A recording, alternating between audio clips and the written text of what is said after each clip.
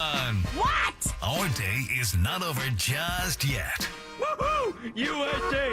USA! We have an action-packed hour for you 6 p.m. drivers. Would I rather be feared or loved? Easy, both. I want people to be afraid of how much they love me. Matt Skraby wraps up a full day of live and local sports talk. And that is the whole problem with aliens. You just can't trust them. Occasionally you meet a nice one, but usually they turn out to be some kind of big lizard. The Skraby Show starts now on 97.3 The Fan. Hello and welcome into the Skraby Show for November 8th, 2024. Thank you for being with me here on a Friday. I am pumped up and I am ready to go. If you didn't know, I just did the Gwen and Chris show with Sam Levitt. He was great to join me. Chris is doing UC Davis basketball. I'll give you a little update on, or not UC Davis basketball, San Diego State women's basketball is playing UC Davis up in Sacramento area. But San Diego State right now starting the third quarter up 33-28 over UC Davis. So we will kind of keep an eye on that as we go along. Also, Aztecs football is going to be playing down the street tonight, for me at least. They'll be playing at Snapdragon against New Mexico. I believe that starts at 7 p.m. on FS1. Aztecs need to win, I think Chris said 3 of their last 4. Starts at 7:30, I'm sorry, on FS1. They need to win 3 of their last 4, and that will put them in a spot to be able to qualify for a bowl game. And they play New Mexico this week at home. They play UNLV on the road next week. And then the following week, they play Utah State on the road. And then they finally finish up their season on November 30th with a home game against Air Force. So they have to win 3 of those 4 to get to the 6 wins that you need to be able to get into a bowl game. I don't know if they're going to be able to do it, but I hope they can. I mean, why not? It would be fun to see them in a bowl game. I mean, they've been to their bowl prowess has been down a little bit, but I kind of like what I'm seeing from the Aztecs football team this year. I kind of like what I'm seeing from Sean Lewis, even though maybe the results are not there right now. I think that he's installing and instilling a good message to the team. I really do. I think, them saying that the sandy field at Snapdragon Stadium is a benefit to them comes straight from Sean Lewis. He told them that. I have to believe, because he is a guy who seems to look at the positives in everything, and I think that's important. He gave his team a positive, which was the field is terrible. We know how to play on that field. The other team doesn't. So maybe that'll give them a little bit of an edge. I don't know how much of an edge they will get, but maybe it will give them a little bit of an edge. On the Skraby Show tonight, I wanted to give you some of the free agents that I hope the Padres don't sign. There's just a couple of them. And some of them are the bigger names, but there's some other guys that I hope that the Padres don't go after. I'll tell you about that. And if you have any fantasy football advice that you want, you can go into the chat. I'm going to try to find a better way for people to submit fantasy football advice questions, but you can ask me in the chat what the fantasy football advice or what your question is about fantasy football, and I will do my best to answer it. I think I did okay last week. I think I told someone to play Zay Flowers. He had 2 touchdowns, so that's pretty good. I didn't really mess up anyone that bad, I don't think. And I did disclaimer it too, saying I am just the guy giving advice. You ask me, you're the ultimate decider of who you put in your lineup. That helps me sleep at night. When we get to the end of the show, I have Snoop Dogg is making a movie, and it's about dogs, so it doesn't really surprise me there. But there's a twist to it. I'll tell you about that.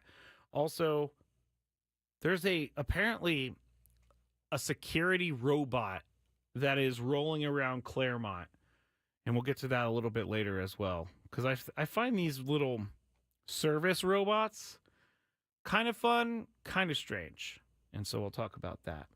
But I want to start with this, because if you were with us at the beginning of the show, the Gwen and Chris show, when Chris was there, 2 p.m., I would, you heard the struggle that it was to get on the air because Chris is up in his hotel room.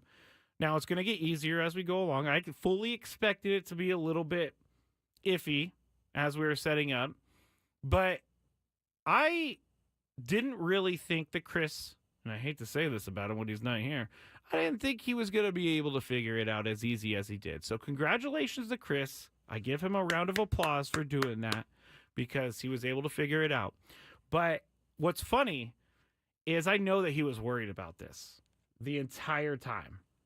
I know that he was thinking about it all yesterday. I know he was thinking about it all this morning.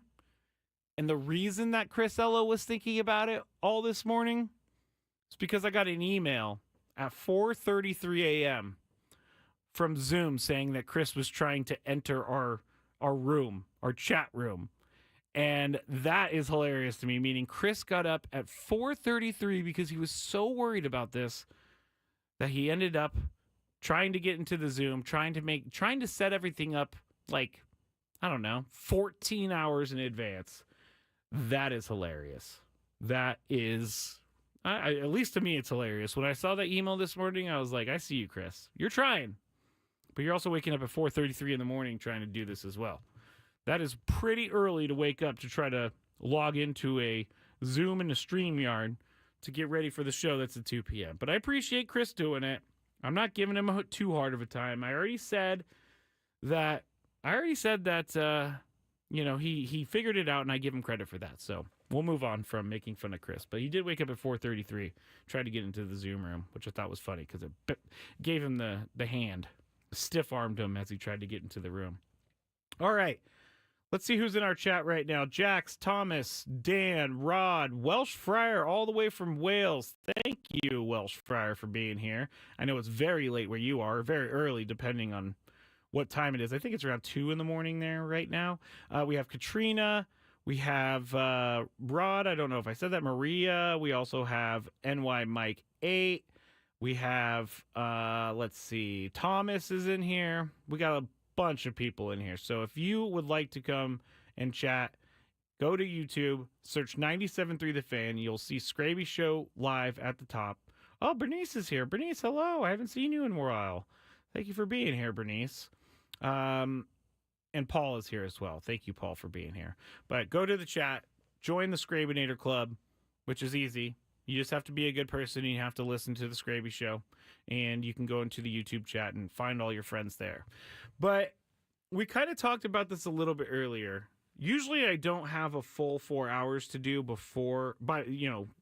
host 4 hours before the Skraby Show. So I tried to save some stuff for some new takes, but this is something that I can't stop thinking about, and it is the money situation in the National League West. I think that the Padres, and we still don't know what their budget is. We still don't know. I asked Sam Levitt earlier what he thinks their number is going to be, and he thinks it's going to be over the luxury tax, which surprised me. I honestly did not even consider that just because of what they did last year and what they what it seems like they're heading towards. Now, I don't think that they're going to spend a ton of money, and I'm not even really talking about big name free agents. I don't know that the Padres need the big name free agents right now because they already have so many long-term contracts with core players locked up. I don't think that they need to spend $150 million or whatever on Willy Adames. I don't think it needs to happen. Now, is he good? Yeah, he is really good. But there's already so many shortstops on the team. I just think that you can't sit back this offseason and let other NL West teams get better. The Diamondbacks showed, they missed the playoffs last year, but they were in the World Series the year before. I know that they're going to have some changes to their team and everything, but the Diamondbacks seem like they are in a place where they are trying to get better. And you have the Dodgers, it goes without saying, they are going to spend whatever money it takes to get the guys in their uniform. Roki Sasaki is the next one. He's a 23-year-old Japanese pitcher who is like a phenom over there. And obviously, when you have Shohei Ohtani, you got Yoshinobu Yamamoto on your team, it looks really good for a 23-year-old pitcher from Japan to go to the Dodgers and play with probably people that he's been looking up to for a long time. the Giants are a team that's kind of interesting because they're moving into the Buster Posey era, and I think that Buster Posey is going to be good for the Giants, but I'm also not sure that they are going to spend a lot of money. I think they're going to spend some money, but last year they were up. I think they were over the CBT, the collective bargaining tax. I think that's what it's called. I always confuse those, but they were over it for the first time, and they spent all that money to not make the playoffs. And I don't know ownership in San Francisco if they're feeling like we need to keep spending money to win. And I think that's really what has to happen in the NL West. And then the Rockies, Rockies aren't going to compete. You don't even have to ask. The owner isn't willing to spend the money. I don't think it's going to be. The Rockies are just going to be in a wasteland for as long as they have that owner, Dick Monfort. But the Padres, they already have.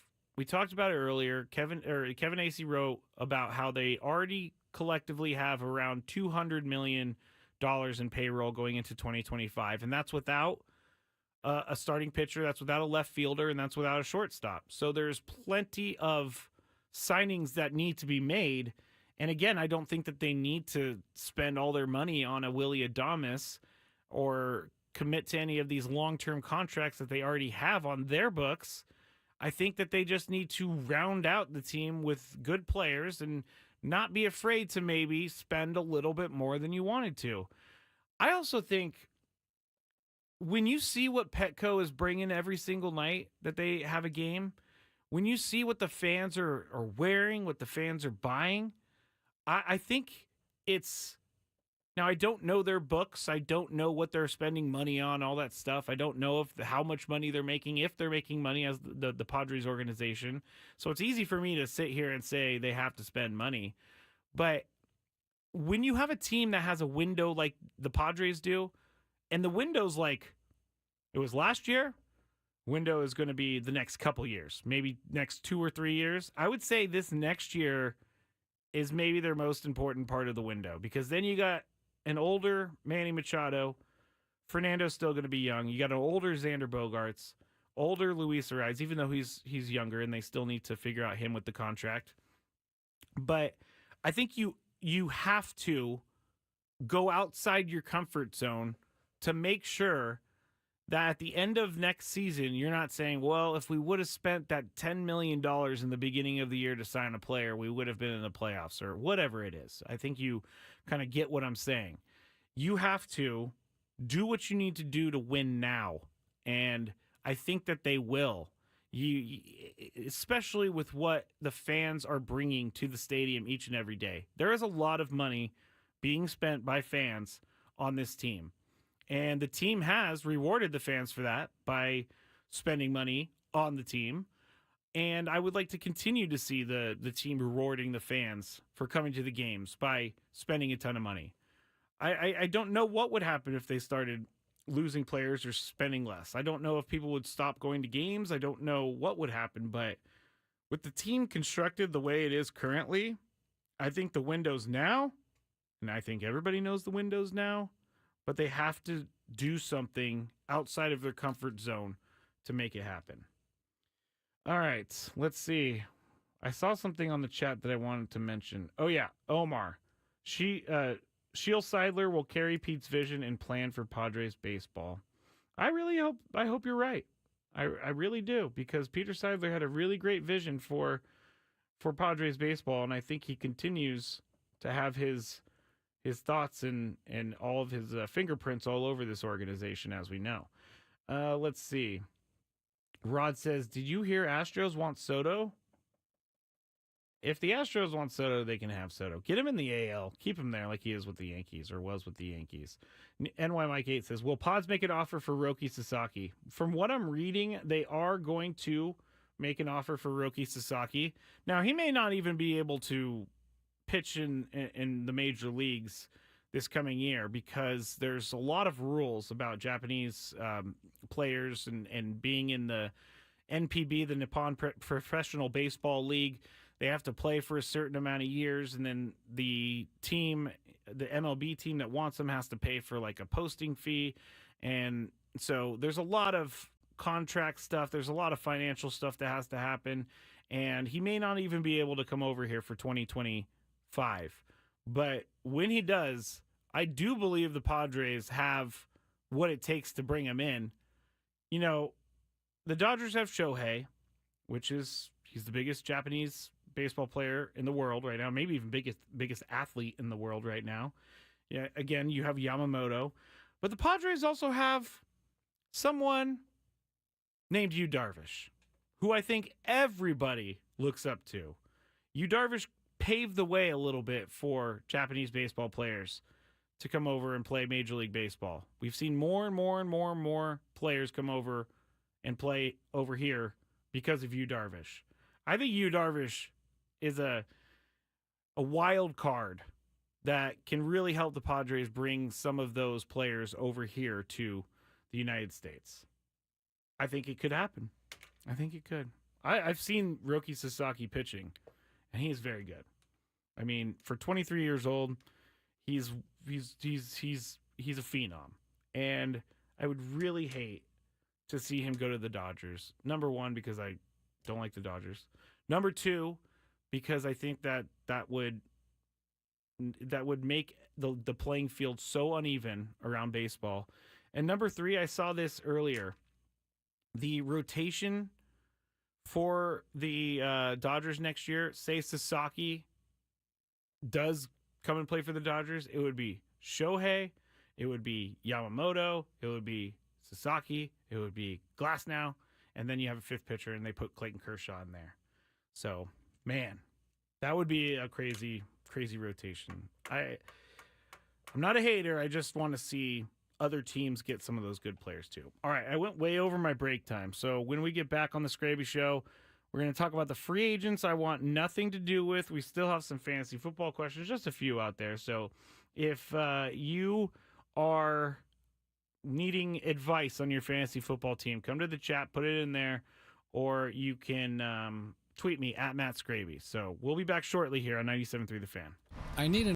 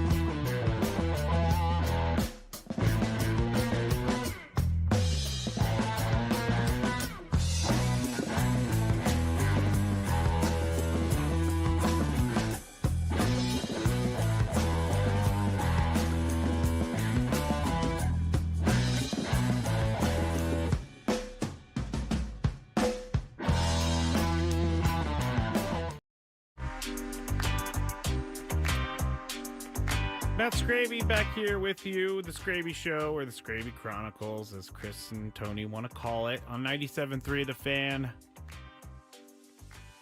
Closing down the radio station until Tuesday. I will be the last voice you hear. Actually, no, I think Braden's on Sunday. Never mind. The radio station will be back, I believe, on Sunday for Braden's show. Not 100% sure, but I'm pretty sure. So don't quote me on that. Yeah, don't quote me on that. We're going to go over the free agents I want nothing to do with here in just a second. We have time for some fantasy football advice. I have one question. If people don't have questions, it's no big deal. This is my fault. I did not farm my questions earlier today. Kind of forgot and then realized earlier today I did not do that. So I'll figure out a better way for everybody to submit questions. And then at the end of the show, we have a few random stories. One about Snoop Dogg making a movie that includes dogs.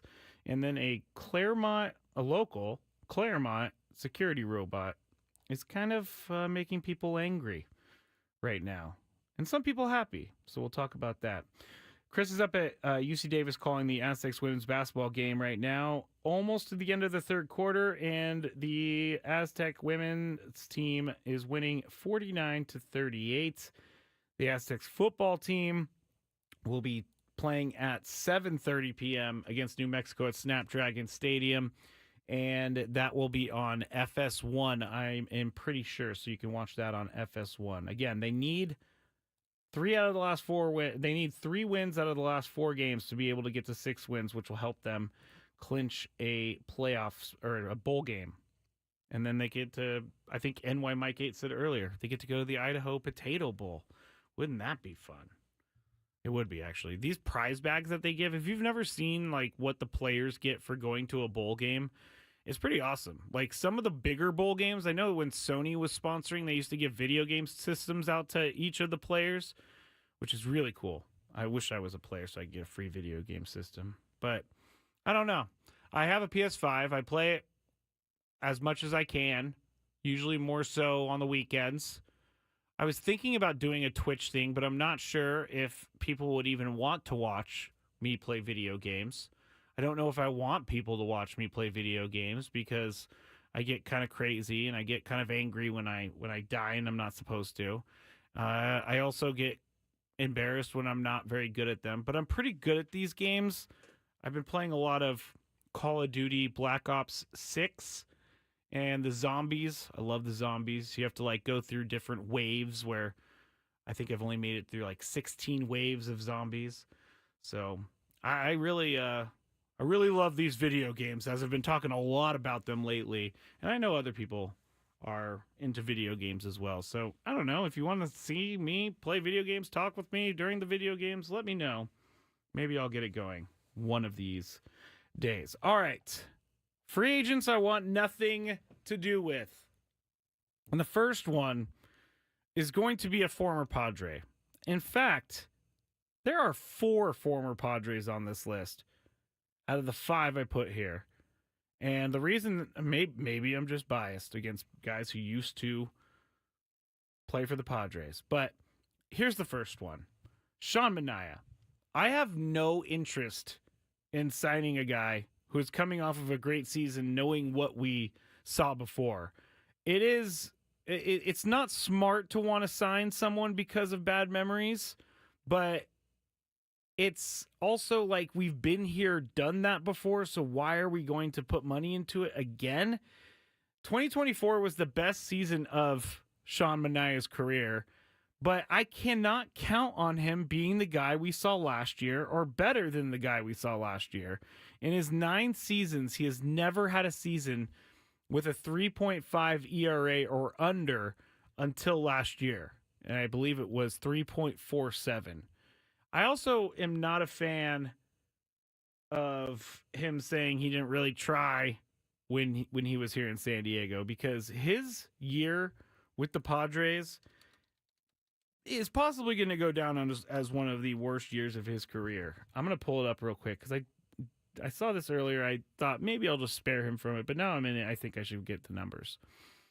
When he was with the Padres, he had the highest ERA of his career, 4.96. He was 8-9 Let's see. He pitched 158 innings.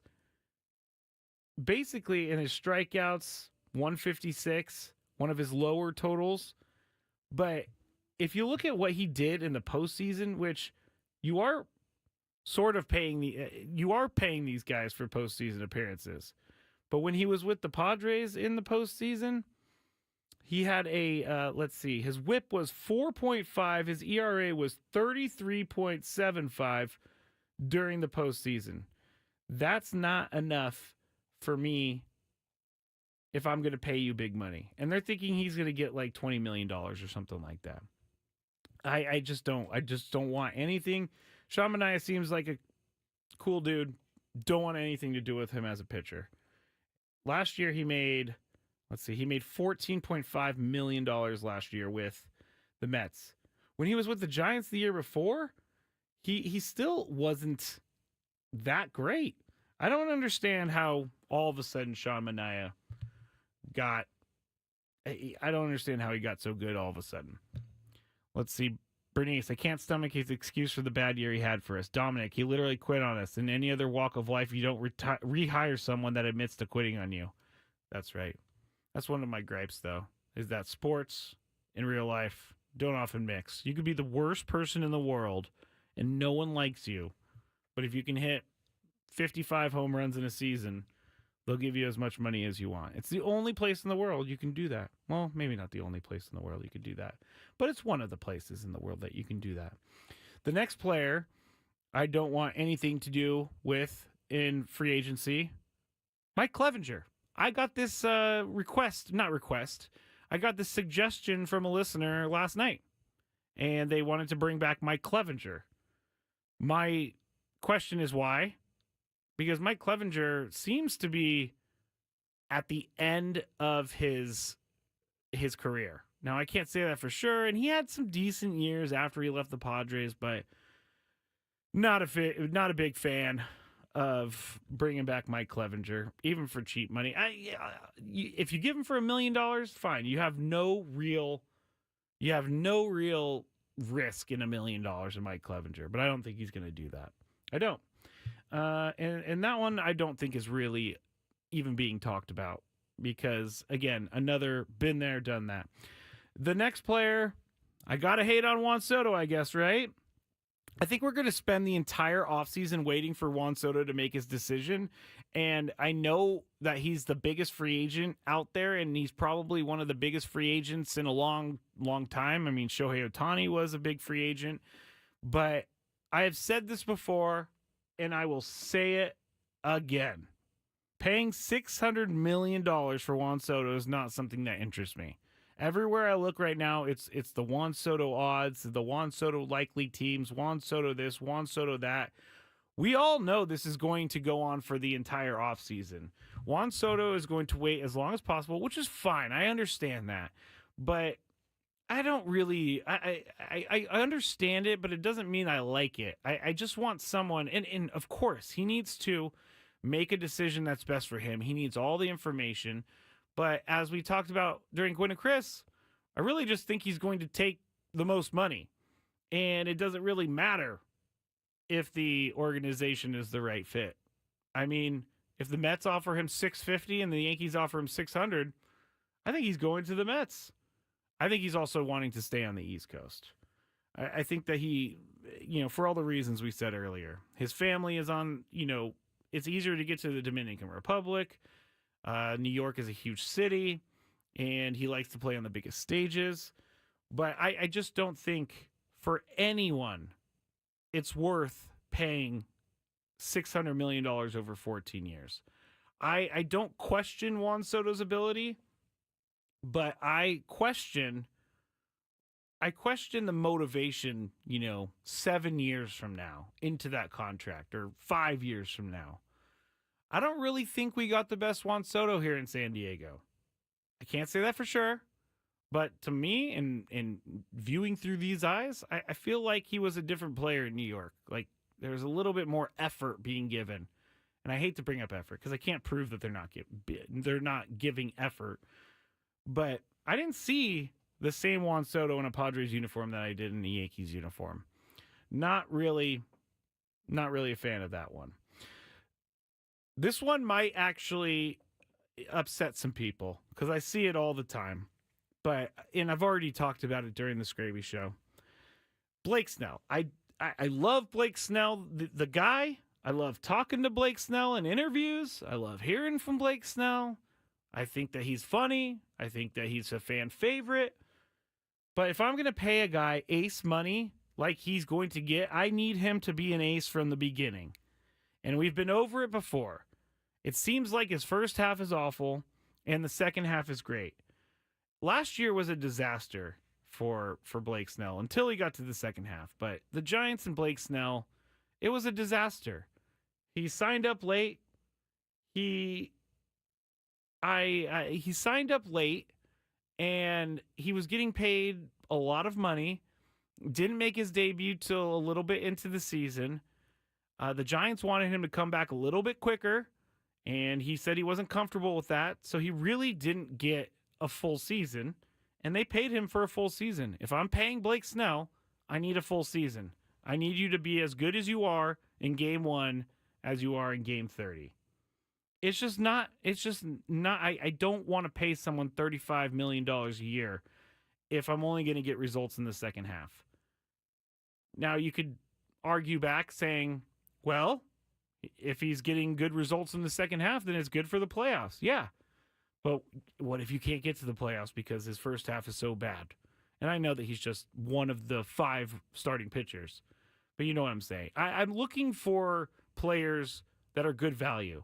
And I'm looking for players that are going to maximize what I'm paying them. And I don't think that Blake Snell is going to maximize what a team will pay for him. And again, love the guy, but it's just not a fit for me in my head with the Padres. Bernice says, don't think he'll have another Cy Young type year. You know, he did have a pretty good year at the end of last year. I mean, he did throw a no-hitter as well, but with the Giants. But again, it was just for half a year. And finally, the last one, I've seen this as well out there. JD Martinez of the Mets. Now, he had a pretty good year last year for being 37 or 36, but his price tag at 12 million, 13, 14 million, I don't know what kind of JD Martinez you're going to get. He would only be able to play DH, and the Padres already kind of have a DH, not a traditional DH in Luis Ariz, but a DH nonetheless. So JD Martinez is another one I don't really want to have come over here just because I don't think the money is worth it for that one. All right, let's get to break. When we get back, fantasy football advice. If you have any questions, put them in the chat. And then we're going to talk about some of these random stories when we get back here on the Skraby Show on 97.3 The Fan.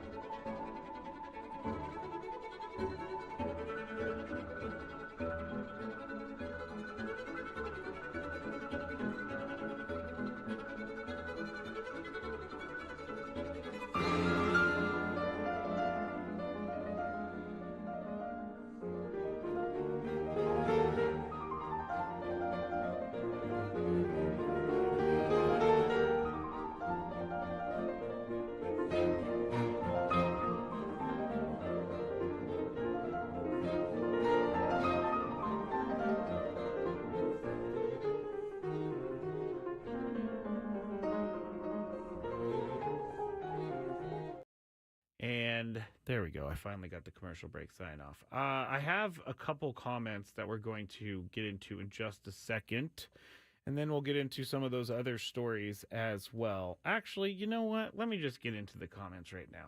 I just looked at the clock and realized.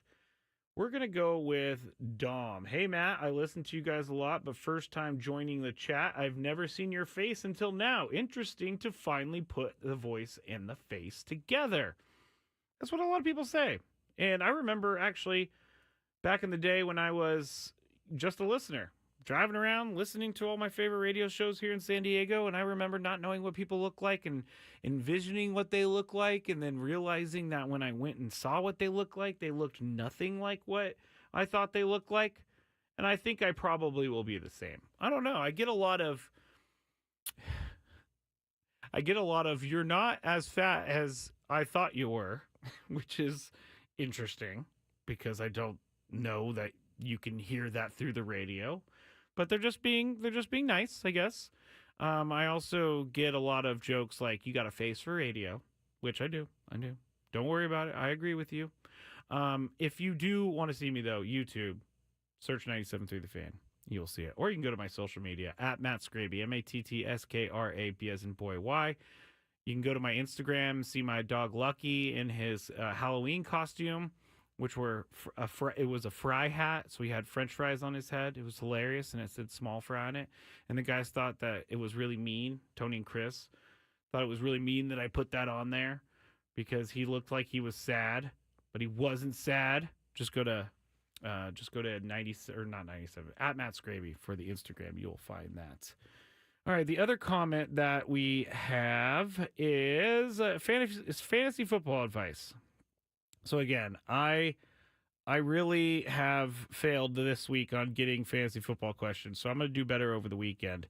But Rod is asking, should I start Baker Mayfield over Kermit Mahomes? Don't feel too confident about Kermit.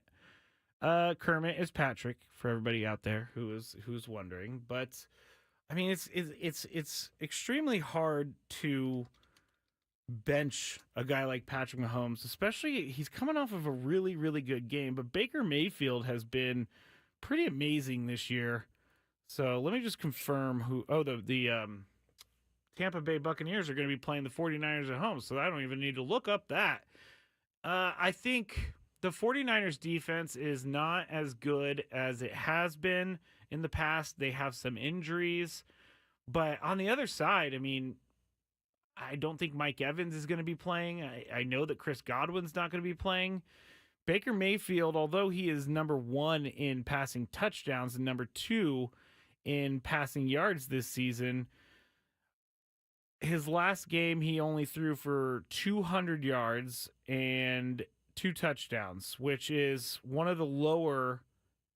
The last time he threw for under 200 yards or 200 yards or under was on October 3rd. He threw for 180 yards.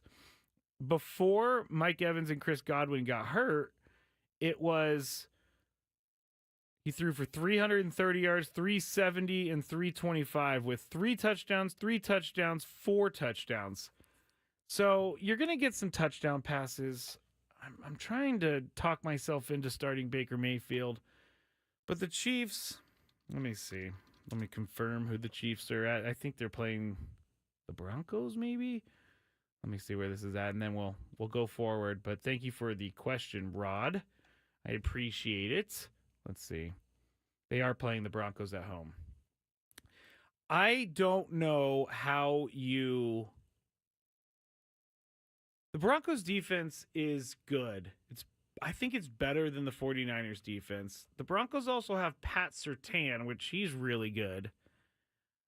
Patrick Mahomes is coming off of a 291 3-yard passing night, 3 touchdowns. And he's coming off of back-to-back games over 250 yards passing. He's got DeAndre Hopkins now. I'm tempted to say go and use Patrick Mahomes. I'm tempted to say that. Now, don't blame me if it happens. But Baker Mayfield is without weapons. And Patrick Mahomes is a weapon himself, and he is also very, very, very, very, very good. So there you go. I think I'm going to go with Patrick Mahomes, Rod. But maybe look in over the weekend, see what's going on. Also, the 49ers have Christian McCaffrey back. So there could be, I mean, that doesn't really do anything for Baker Mayfield, but could be a lot of time on the field for the Buccaneers defense. So, and it could turn into some sort of catch-up game. I say go with Patrick Mahomes because he's Patrick Mahomes. And the Broncos are good, but I mean, Patrick Mahomes owns the Broncos. So there you go. All right, let's talk about Snoop Dogg. Snoop Dogg is going to be making a movie. And it's going to be something very strange. He loves the movie Planet of the Apes. So he's going to make a movie. It's like Planet of the Apes, but for dogs. He wants a dog Planet of the Apes. Now, I have seen the recent Planet of the Apes movies, and I'm sorry, but they're not very good. The latest one, the later ones are not very good. It's just kind of strange. I'm not a big fan of that. But Snoop Dogg wants to make a Planet of the Apes, but with dogs. And I don't really like a bunch of vicious dogs being all over my screen all the time. But he says he wants to do it. He says that he can't give away any of the plot line, but his idea is to do Planet of the Apes with dogs. That's all he's saying.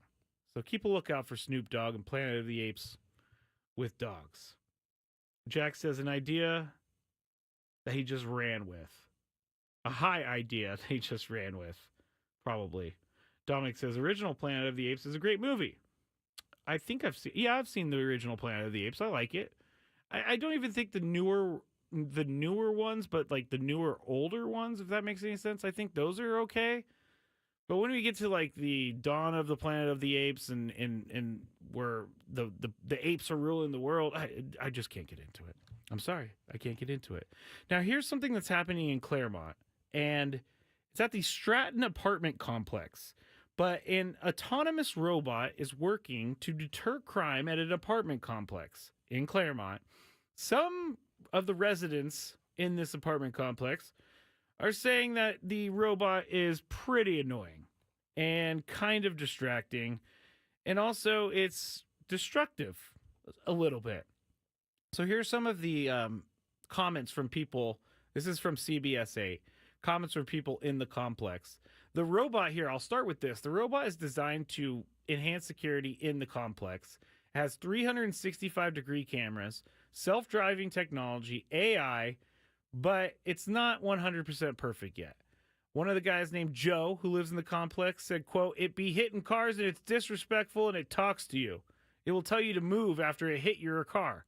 That's kind of funny, actually. I would love to have the the little robot talk back to me after it hit my car. I think that would be hilarious. Let's see. Joe also said, "We have to push it out of the way of the car to get into the parking spot. It will sit there and wait. It's Wally. Love Wally." Graciela said, "The robot can create an accident. There are kids running everywhere." The reason that they have this robot, and I guess it goes in front of your parking space and it doesn't move and it tells you that you can't park there anymore, even though it's your parking space. But I guess the robot is there because a lot of catalytic converters are being stolen from this complex, and the robot has infrared vision at night, so it's going to monitor and see what is going on underneath cars and all of that. I think that it's a good idea, but I think it's hilarious that the robot talks back to people. That's maybe the funniest part for me. Joe goes on to say, Joe's very worried about this robot. He said, "I'm more worried about it running over my foot and not listening and just wandering, I guess." And Joe's very happy that CBS came out and did a story on this. But you can go to CBS 8. You can see this robot. I think it's probably good if it's a deterrent. But at the same time, if I'm walking around and it's hitting me and running into my car and then yelling at me, I'm not going to be happy with the robot. But if it's helping me save my catalytic converter, I'm going to be happy. I'm going to be very happy with the robot. I think AI is weird. I think that we're rolling out AI probably too early, and AI is not ready for anyone. I definitely don't think it's ready. So some of these AI things are a little weird, but I think it would help deter crime because it will alert security guards in the area if it suspects anything suspicious. And I guess there are a lot of cities that are using this now. New York City is using it. Vegas is using it. Washington, D.C. is using it. I've also seen these like food delivery robots, and I saw a really funny video. I think I even talked about it on this show, but I saw a really funny video, and it was a food delivery robot rolling through a crime scene with crime tape everywhere, and so the police had to like go and stop it from rolling through the crime scene. It's hilarious. The little guy was just trying to go and like deliver the food to the people that ordered it. Goes through a crime scene, gets arrested by the police, and now they got to figure out what they're going to tell their robot boss. They're going to have to figure out how to get out of this. So there you go. Those are some of the stories today. I had some other ones, but like here's another one. I saw this on Reddit when I was looking for sports court issues the other day. But this person posted, I lived with my boyfriend for almost 3 years, splitting the rent for the apartment, $500 each per month. Yesterday, I found out it's his apartment. He owns the apartment. So she's been paying rent to this boyfriend for almost 3 years. And he doesn't actually pay rent because he owns the apartment. So this person was asking, like, what should I do? What would you do? Would you ask for the money back? Would you just say, hey, I lived in his apartment, so I kind of owe it to him? Or would you feel very cheated and lied to because this guy's been taking 3 years worth of rent each month? Let me see. Hold on. Let me see how much this has cost this person. I'm not good at math, so we're going to go to the calculator on the computer. Let's go 12, 24, 36 times 500 is $18,000 has been paid to her boyfriend over 3 years. I say break up with this dude. And I look into legal issues because that does not, I guess, I mean, he could charge you rent, I would think. But if he is lying to you about the circumstances, I don't know. I would have to check that out. But not a very good guy. Not a very good guy at all. What's annoying Skraby today? Let's find out. It's time for the Daily Gripe. Now, this isn't a daily gripe, but it's an update on something we talk about quite often on Gwen and Chris, and we talk about with here on the Skraby Show. And it's drivers that go and they weave in and out of lanes, and they're going really fast, and they come up on behind you, and they're tailgating you, and all of that. So earlier in the week, I've been holding on to this one. Earlier in the week, there was a car when I was driving to work that was doing that, doing all the lane stuff and being unsafe and all of that stuff. But they came up, they were it was 5 South, right after Via de la Valle. So you're going down the hill right before you get on like the bypass and all that. And this person was stuck in the carpool lane. Like, obviously you can't go left because there's a wall, but 3 cars, I kid you not. If I could have videotaped this, I would have, but I can't because I was driving. I kid you not. These 3 cars seemed upset as I was, and they blocked him in. One behind, one to the right, one in front. Person couldn't go left because they were in the carpool lane, but the person in the front went like 65 or 70. And the person on the side went like 65 or 70. And the person behind went like 65 or 70. I love it. I love it. Poetic justice is what I call that. So please be careful, everybody driving. Don't be the guy who's swerving in and out of lanes, putting everybody in danger. Or else I'll try to block you in. I'll try to block you in. I'm just happy I saw it happen. It was one of the most satisfying things that I've seen in quite some time in that regard. I don't know that it makes me a good person for being so happy about this, but there was a big smile that came over my face. All right, everybody, thank you for joining me today on Gwen and Chris and the Skraby Show. We will be back on Tuesday. Thank you to all the veterans out there who have served and allowed me and us to be here and doing the presidential election, being American. We wouldn't be able to do it without all of you. So thank you very much to the veterans. Have a great weekend, everybody. Hey, it's Ben and Woods.